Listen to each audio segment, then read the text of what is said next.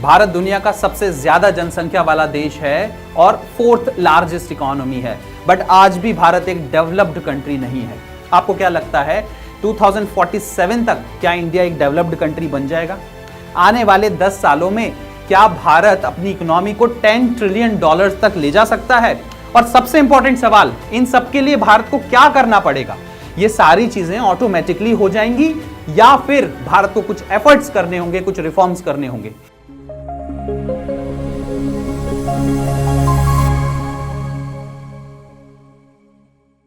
Now, before I start, I would like to tell you about the free one-to-one mentorship of Shriram IAS. अगर आप UPSC के छात्र हैं और आपको किसी भी प्रकार का डाउट है तो आप हमारे एक्सपर्ट मेंटोर से मिल सकते हैं। The only thing which you have to do is to go to the description of this video, fill the Google form, and we are going to approach you. So today we are going to study about the factors of development for 2047. 2047 तक किस तरह से भारत एक developed economy बन जाएगा। तो दोस्तों सबसे पहली चीज है, इस ग्राफ को देखिए। भारत अभी जिस तरह से चल रहा है उस तरह से हमारी जो ग्रोथ रेट है वो 6.8% से 7% के आसपास है। अगर हम अपने फुल पोटेंशियल पे पहुंच जाते हैं तो हमारी ग्रोथ रेट करीब 9% के आसपास या 10% के आसपास जा सकती है। दोनों में फर्क क्या है? दोनों में फर्क यह है, बढ़ेंगे हम 7% से भी, बट अगर हम 9 या 10% से बढ़ते हैं तो सेम टाइम फ्रेम के अंदर हमारी इकोनॉमी करीब 2 ट्रिलियन डॉलर्स तक ज्यादा हो सकती है। आने वाले 2034 या 35 तक भारत आराम से 10 ट्रिलियन डॉलर्स पर पहुंच सकता है। अभी कयास लगाए जा रहे हैं। There is an expectation that India is going to become the third largest economy, taking over Germany in few years. कुछ 2, 4, 5 सालों की बात है, बट सारी चीजों को स्पीड अप करा जा सकता है। कैसे करा जा सकता है उसके बारे में आज हम पढ़ेंगे। दोस्तों इकोनॉमी के बहुत सरल कॉन्सेप्ट्स हैं, लैंड, लेबर, कैपिटल, एंटरप्रेन्योरशिप, इन्हीं में स्टिक करेंगे और इन 4 इंपॉर्टेंट फैक्टर्स को लेकर हम जानने की कोशिश करेंगे कि हमारा देश अभी कहां है और किस तरह के डेवलपमेंट की जरूरत है, किस तरह के रिफॉर्म्स की जरूरत है इन चारों फैक्टर्स में। तो सबसे पहले दोस्तों लैंड की बात करते हैं, फिर हम लेबर की बात करेंगे, उसके बाद कैपिटल की बात करेंगे एंड फाइनली एंटरप्रेन्योरशिप की बात करेंगे। तो लैंड में क्या है? It's the stage, it's the basic thing which is required. आपको किसी भी प्रकार का कोई भी प्रोजेक्ट चालू करना है, आपके पास लैंड होना जरूरी है। The physical property is very much required. भाई आप मान लीजिए आपको फॉरेन डायरेक्ट इन्वेस्टमेंट आ रहा है और कोई फॉरेन कंपनी है जो भारत में इन्वेस्ट करना चाहती है और उसके लिए लैंड की जरूरत है। अब जब इन्वेस्टमेंट आता है तो इसके साथ टेक्नोलॉजी भी आती है, इसके साथ एक्सपर्टीज भी आती है, इसके साथ जॉब क्रिएशन भी होते हैं, क्वालिटी जॉब क्रिएशन होते हैं। इन सब के लिए, इन सब इंफ्रास्ट्रक्चर को बनने के लिए, उस मैन्युफैक्चरिंग यूनिट को बनने के लिए कुछ जमीन का टुकड़ा तो चाहिए होगा। और अगर इस जमीन के टुकड़े को अप्रूवल नहीं मिल रहा है, अगर ये डिस्प्यूट्स में फंसता जा रहा है, तो किस तरह से हमारा डेवलपमेंट होगा? दोस्तों लैंड रिफॉर्म, लैंड अवेलेबिलिटी बहुत बड़ा टॉपिक है, बट हमारे ऊपर किसी ना किसी प्रकार की कुछ ना कुछ रुकावटें भी हैं और ये रुकावटें मोरल भी हैं। जैसे हम अगर लैंड का एक्विजिशन करते हैं तो इसका मतलब ये नहीं है कि जो हमारे लोग हैं, जो ट्राइबल लोग हैं, वो डिस्प्लेस हो जाएं, उनको प्रॉपर रिहेबिलिटेशन ना मिले या फिर एनवायरनमेंट को बहुत ज्यादा क्षति पहुंच जाए। तो कुछ ना कुछ हमारे ऊपर लिमिटेशन है, उनको हम मोरल लिमिटेशन भी बोल सकते हैं, but it is very much required that land availability बहुत आसानी से हो। अगर लैंड अवेलेबिलिटी नहीं है, लैंड रिफॉर्म्स प्रॉपर नहीं है, तो दोस्तों डेवलपमेंट उतने तेजी से नहीं हो पाएगा जितने तेजी से हम एस्पायर कर रहे हैं, जितना हमारा पोटेंशियल है। जो भी अभी रोड ब्लॉक्स आ रहे हैं, वो कॉन्ट्रैक्ट्स में लेकर हो या फिर वो डिस्प्यूट रिजोल्यूशन को लेकर हो या फिर अप्रूवल को लेकर हो, रेड टेप में चीजें या फाइलें फंसी हुई हो, उन सबको क्लियर करना होगा, तब भारत आगे बढ़ पाएगा। सबसे इंपॉर्टेंट चीज, इकोनॉमी का सबसे पहला कॉन्सेप्ट डेवलप होने के लिए लैंड। दूसरा इंपॉर्टेंट लेबर। देखिए ह्यूमन कैपिटल अगर आपके पास ठीक नहीं है तो फिर आप कैसे आगे बढ़ेंगे? और भारत के पास, भारत की डेमोग्राफिक डिविडेंड को देखिए, 25 साल से 35 साल के बीच में जो हमारे युवा हैं वो करीब 60 से 65% हैं, 65% ऑफ अवर पॉपुलेशन। अगर ये सारी जनसंख्या हेल्दी है, एजुकेटेड है, स्किलफुल है, तो आप देखिए कि भारत कितनी तेजी से आगे बढ़ सकता है। सिर्फ 10% नहीं हो सकता है, 12-15% से भारत आगे बढ़ जाए। तो बहुत सोचने और समझने लायक बात है कि किस तरह से हम अपनी ह्यूमन पावर को या ह्यूमन कैपिटल को कैपिटलाइज करेंगे। What should be our focus? Educating them, making them healthy, giving them skills and ensuring the workforce is productive and high value. और इसके लिए देखिए हमने कुछ कोड्स भी लाए। देखिए लेबर कोड्स बहुत इंपॉर्टेंट है। लेबर रिफॉर्म्स जो हमारे बहुत पहले से होने थे अब धीरे धीरे हो रहे हैं, और कुछ ऐसे लेबर लॉज थे जो प्री इंडिपेंडेंस एरा के थे, अब उन सब से भी पार पा रहा है भारत। कुछ कुछ नए इंपॉर्टेंट कोड्स लेकर आया है। देखिए जैसे द कोड ऑफ वेजेस 2019, ये क्या करता है दोस्तों? मिनिमम वेज दिलाता है। बहुत इंपॉर्टेंट है एक मैन्युफैक्चरिंग बेस बनाने के लिए कि आपके पास एक मिनिमम वेज हो।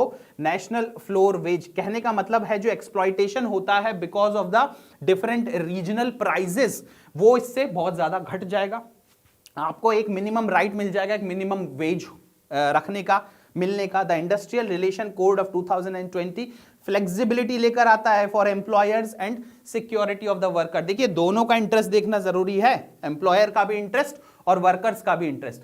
हायर एंड फायर जो करा जाता है वर्कर्स को, वो इतना फ्रीक्वेंटली नहीं होना चाहिए। साथ ही साथ में वर्कर भी स्किलफुल और एफिशिएंट इफेक्टिव होने चाहिए। दोनों के बीच फ्लेक्सिबिलिटी रखना जरूरी है। ये जो पर्टिकुलर कोड है इंडस्ट्रियल रिलेशन कोड, ये बहुत इंपॉर्टेंट है। साथ ही साथ कोड ऑन सोशल सिक्योरिटी, भाई एक वर्कर की सेफ्टी नेट तो आप ध्यान में रखेंगे ना। Without taking into consideration the safety net of a particular worker, how can you expect him or her to be secure and to work for the profit of the company, for the profit of the nation?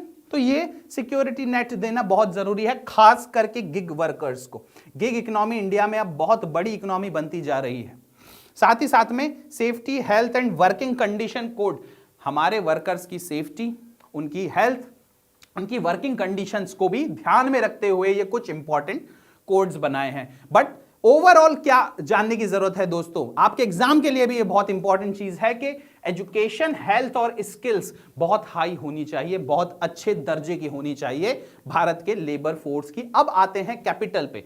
देखिए ये थोड़ा सा एक technical मुद्दा है, economy का एक technical part है, आप इसको थोड़ा समझने की कोशिश करिए। When it comes to capital, that does not mean money, but money के साथ बहुत सारे ऐसे फैक्टर्स होते हैं जिसको कैपिटल में गिना जाता है। मशीनरी भी एक तरह का कैपिटल है। तो अब देश में क्या हो रहा है? देखिए भारत में अगर हिस्टोरिकली देखेंगे तो बहुत हाई सेविंग रेट्स थे। भारत में लोगों की आदत है कि वो सेव बहुत ज्यादा करते हैं, बट अब जीडीपी का ओनली 5.3% सेविंग हो रही है, which is quite low. 5.3% which is quite low. अब ये जो सेविंग होती है ये इंश्योरेंस फंड में जाता है या पेंशन फंड में जाता है, ठीक है। और ये एक बहुत बड़ा पूल होता है from where the government can actually invest, the companies can actually take the loan and invest in manufacturing and invest in infrastructure development. But Bharat में यह पूल ही कम होते जा रहा है, हमारी जो सेविंग है वही कम होती जा रही है। तो जो रिबिल्डिंग के लिए हमको इंफ्रास्ट्रक्चर की जरूरत है, हमको जो मैन्युफैक्चरिंग की जरूरत है, वो कहां से आएगी? और जब when I am talking about infrastructure, when I am talking about manufacturing, तो ये लॉन्ग जेस्टेशन पीरियड के प्रोजेक्ट्स होते हैं दोस्तों।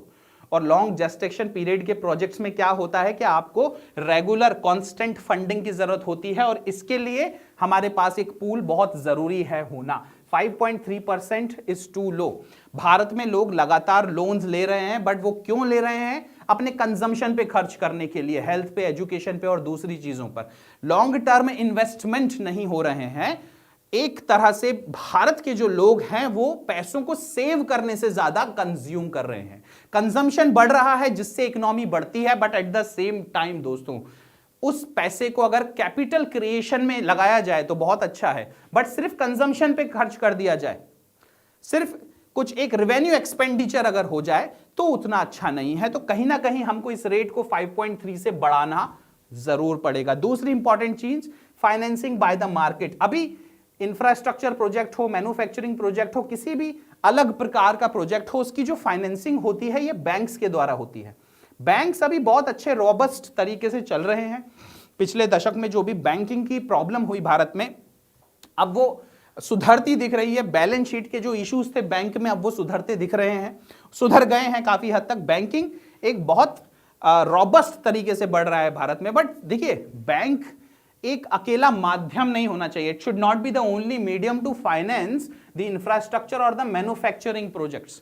इन सब की फाइनेंसिंग मार्केट से, बॉन्ड्स से आना चाहिए। अगर हमारे कॉर्पोरेट बॉन्ड में फंडिंग बढ़ जाए, कॉर्पोरेट बॉन्ड्स लोग ज्यादा खरीदने लगे या फिर सेव करने लगे, तो जैसा कि मैंने कहा कि इंश्योरेंस सेक्टर या फिर पेंशन सेक्टर के जो मार्केट्स हैं, अगर यहां से डायरेक्ट फंडिंग होने लगे हमारे इंफ्रास्ट्रक्चर प्रोजेक्ट्स पे या मैन्युफैक्चरिंग प्रोजेक्ट्स पे, तो बहुत ज्यादा अच्छा रहेगा। क्योंकि जो बैंक्स हैं वो आपके और मेरे जो सेविंग अकाउंट्स होते हैं, जो ऐसे पैसे होते हैं जो हम कभी भी ले सकते हैं, वापस बैंक से मांग सकते हैं, उसी पैसे का यूज करके हमारे इंफ्रास्ट्रक्चर और मैन्युफैक्चरिंग प्रोजेक्ट्स को फाइनेंस करते हैं, which is not good.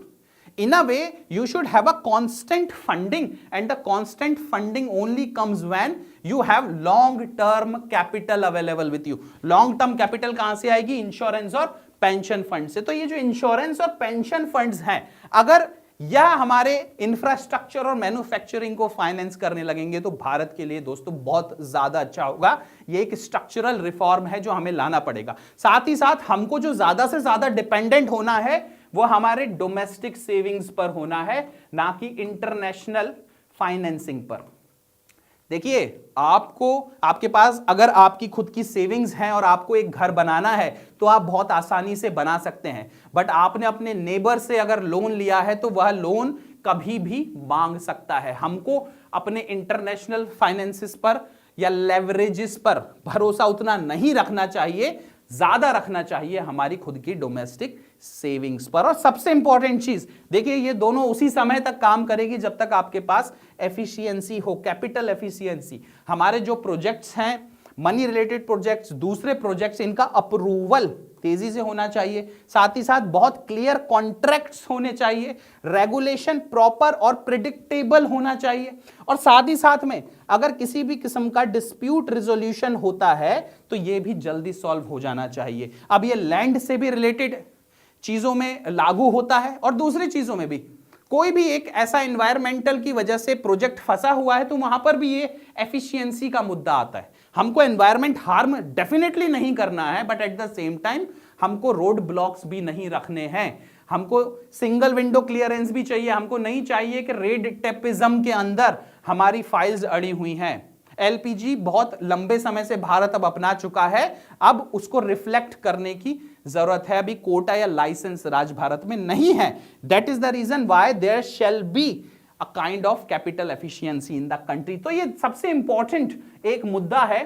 Land labour के बाद capital is the third pillar for development, and now the fourth and the most important pillar of development, entrepreneurship. दोस्तों, अगर पीछे दी हुई तीन चीजें कैपिटल, लैंड और लेबर अच्छे से काम करेगा तो एंटरप्रेन्योरशिप हमेशा आगे बढ़ेगी. It is going to bend the curve towards India becoming developed by 2040. या तो कहें कि अगर शॉर्ट टर्म में देखना है, अगले 10 साल में देखना है, तो भारत की 10 ट्रिलियन डॉलर की इकोनॉमी करने में बहुत ज्यादा मदद करने वाला है हमारे एंटरप्रेन्योरशिप्स. अगर इसका जो रोल है वो इतना इंपॉर्टेंट पता नहीं क्यों माना नहीं जा रहा है, but we should focus more and more on startups, on deep tech startup. ये सब क्या करते हैं? ये एफिशिएंसी बढ़ा देते हैं दोस्तों. एफिशिएंसी को बहुत ज्यादा हाई कर देते हैं. कहने का मतलब है आपकी जो इनपुट कॉस्ट होगी वो तो गिरेगी और जो आपके आउटपुट होंगे वो सब बढ़ जाएंगे. Incremental capital output ratio, ICRO, ये बहुत जब अच्छा हो जाता है, इसका मतलब है कि आपके जितने इन्वेस्टमेंट हो रहे हैं उससे कहीं ज्यादा आपकी कैपिटल जनरेशन हो रही है. और अगर आपका ICRO, incremental capital output ratio अच्छा है तो डेफिनेटली आपकी एफिशिएंसी बहुत अच्छी है, इफेक्टिवनेस बहुत अच्छी है और आप डेवलपमेंट की तरफ बहुत तेजी से बढ़ रहे हो. आपका ग्रोथ रेट बहुत ज्यादा हाई रहेगा. तो हमको बिल्कुल अंडर एस्टिमेट नहीं करना चाहिए हमारे एंटरप्रेन्योरशिप. हमको लगातार यहां पर ह्यूमन कैपिटल बढ़ानी चाहिए. लगातार हमको इनके लिए रास्ते क्लियर करना चाहिए. वो लैंड से रिलेटेड हो, चाहे रूल्स रेगुलेशन से रिलेटेड हो, चाहे लेबर से रिलेटेड हो, या फिर कैपिटल से रिलेटेड हो. हमको कैपिटल भी चाहिए होती है एंटरप्रेन्योरशिप के लिए. और जब भारत डीप टेक इंफ्रास्ट्रक्चर के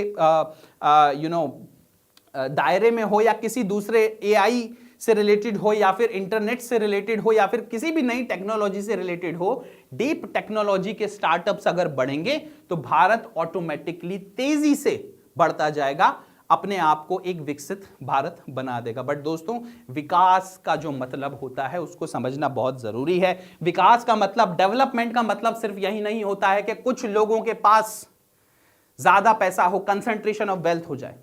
डेवलपमेंट का मतलब यह नहीं होता है कि हमारी इकोनॉमी 10% से बढ़ती जाए, $10 ट्रिलियन पहुंच जाए और उसके बावजूद भी गरीबों और अमीरों के बीच की जो खाई है वो ना मिटे, उसके बावजूद भी इक्विटेबल डिस्ट्रीब्यूशन ऑफ रिसोर्सेज ना हो, एक वेलफेयरिस्टिक सोसाइटी क्रिएट ना हो पाए। तो हमको बहुत ध्यान देना पड़ेगा कि ये जो वेल्थ क्रिएशन हमारे देश में हो रहा है ये तेजी से तो हो, बट इसमें सबका पार्टिसिपेशन हो और इन सब में जो वेल्थ डिस्ट्रीब्यूशन हो वो भी इक्विटेबल हो।